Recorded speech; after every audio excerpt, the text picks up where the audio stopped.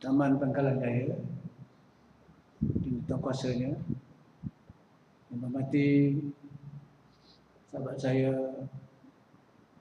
Ustaz Fahmi Kasim, dipahamkan dia itu sebagai dakwah. Lebih kurang begitulah. Pegawai masjid itu Imam Bilal dan Siap, ketua kampung, muslimin dan muslimat, para jemaah yang dirahmati Allah. Terlebih dahulu saya ucapkan syukur kepada Allah Subhanahu wa taala kerana dapat hadir pada malam ini. Saya hadir kerana untuk menyampaikan dakwah atas caputan Tuan Kuasa Masjid. Saya segan dengan Ustaz Fahmi yang datang kepada saya bersama dengan beberapa orang Tuan Kuasa itu. Rasa malu walaupun saya sebenarnya tak berapa sihat. Tapi di ujung-ujung hayat ni kita cubalah. Kita cuba sedaya mampu untuk hadir kemari. Janji saya ialah tiap-tiap hari Selasa kedua tiap-tiap bulan. Janjinya. Belum mesti datangnya tiap-tiap dua Selasa tu. Tantah ini Selasa ini dia datang malam. Walau macam mana pun kita cuba untuk hadir. Dan masjid ini masjid baru. Dulu saya datang dalam masjid yang lama. Saya tak ingat tahun berapa saya datang. Adalah sekali ke SPPK di situ. Sekarang ni Pangkalan Jaya.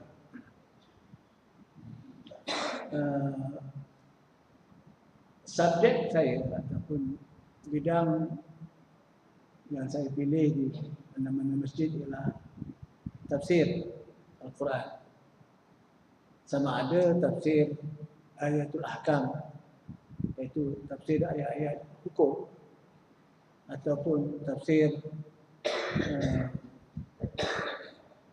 umum, iaitu tafsir yang dikarang oleh masyayikh. Saya memilih kitab fi Zilal Al-Quran ataupun di bawah bayangan Al-Quran, susunan Syahid Syed Qutb. Biasanya saya ambil itulah, juzuk yang keberapa itu saya akan lihat. Ataupun saya milih nama ni ayatul ahkam, iaitu ayat-ayat menjadi hukum dalam Al-Quran. Kerana dalam Al-Quran itu bukan semuanya ayat jadi hukum. Ada ayat yang mengandungi cerita, sejarah, ada ayat mengandungi wa'is, pesanan ataupun anzar, ada ayat yang beri khabar gembira, dan ada ayat yang mengandungi ayat-ayat mengandungi khabar yang mendukacitakan. Nantilah saya fikir-fikirkan yang sesuai di kawasan sini, kawasan Taman Pangkalan Jaya. Sebelum saya mulakan mana-mana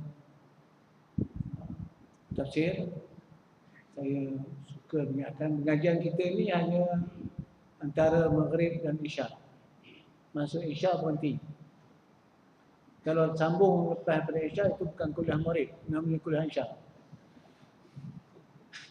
Jadi tuan-tuan dengan bimbang, masuk Isya kita berhenti, saya akan menerima beberapa soalan, lepas itu kita sembahyang Isya. Kerana mengaji ni memang tak ada putus, tak boleh habis malam. Nak sambung saya pukul 9 nak buat apa? Ya, bukan boleh habis pun. Mengaji ni satu proses terusan. Pengajian mungkin makan masa 40 minit, sejam. Lebih pada itu pun orang tak nak dengar lah. Dengar hormat je. Menghormati tu guru dia tunggu. Tapi perut mereka tergeram. Dia kata bila nak tamat guru ni ya. Jadi kita biasa guru ni 40 minit, setengah jam. Tanyalah Ustaz Rahman, tanya Ustaz Fahmi. Masuk kelas 40 minit ataupun sejam. Paling lama tu. Kalau lebih dari tu dia bukan apa nama ni. Tu guru tu syok sendiri. No. Ya. Murid tak nak dengar lah. Itu biasa. Itu psikologi pendidikan. Yang keduanya pastikan bila masuk Isya muazzin hendaklah azan. Walaupun saya sedang bercakap, minta izin. Tak payah minta izin, azan. Saya berhenti. Ya. Itu tugas muazzin dan itu adalah amanah dia dengan waktu. Tukar azan dia amanahnya dengan waktu dia masuk waktu dia kena azan. Itu sampah tak boleh larang. Tan kuasa itu larang, itu imam tak larang. Itu kerja dia. Itu hak dia. Azan hak muazzin. Sembahyang hak imam. Bukan hak muazzin. Ya. Jadi bila imam setuju untuk sembahyang, sembahyang. Kalau imam kata nanti dulu, tunggu dulu. Tapi azan kena jalan.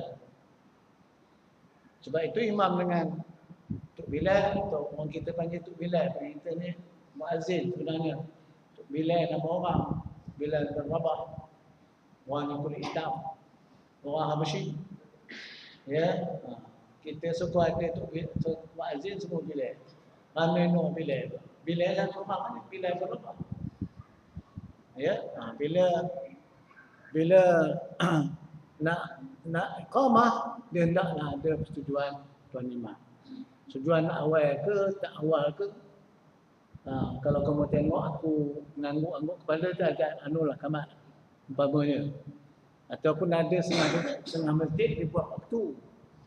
Antara azan dengan iqamah tu kalau sembahyang Isya 5 minit. Umpamanya. Maghrib 5 minit. Kalau Isya 10 minit baru sembahyang. Kalau subuh beri 15 minit. Kerana orang nak datang. Ya. Jangan serupa je.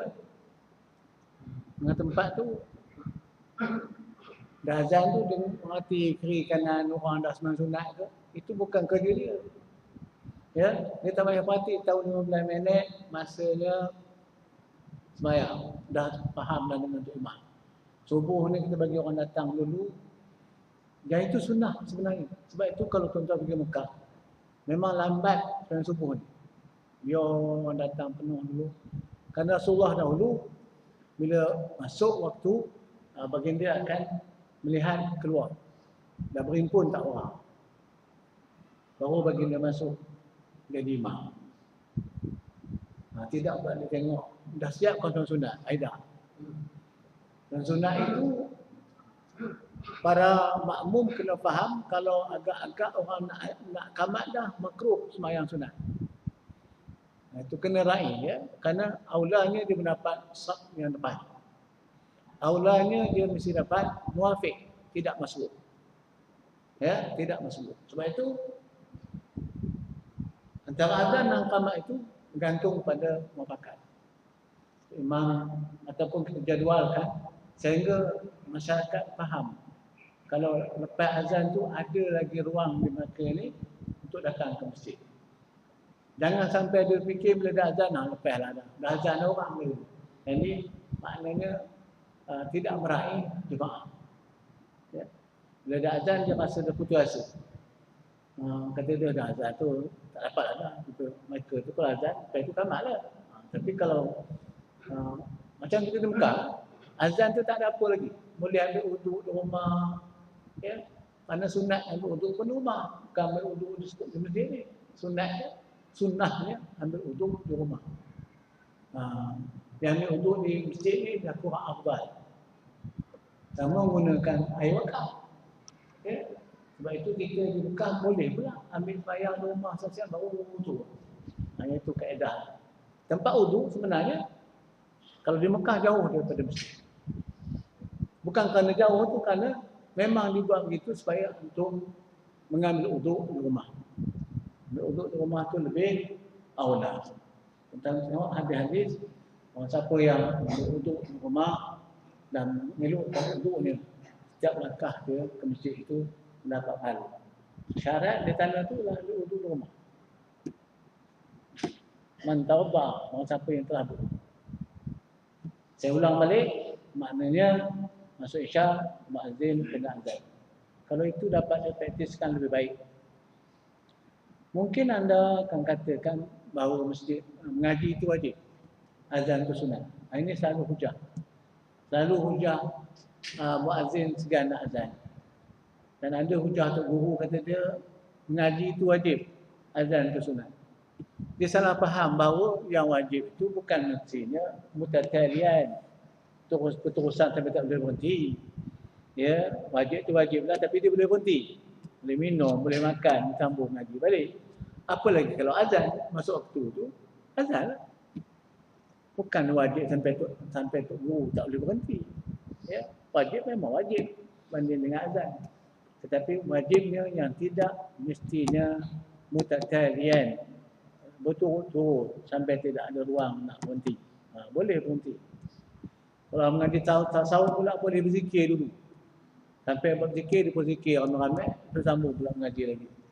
Kalau orang mengaji tasawuf. Ya. Baik. Malam ini kita kenal dengan Al-Quran. Kerana kita nak membaca tafsir Al-Quran ni, kita cuba merujuk pemahaman kita tentang apa itu Quran.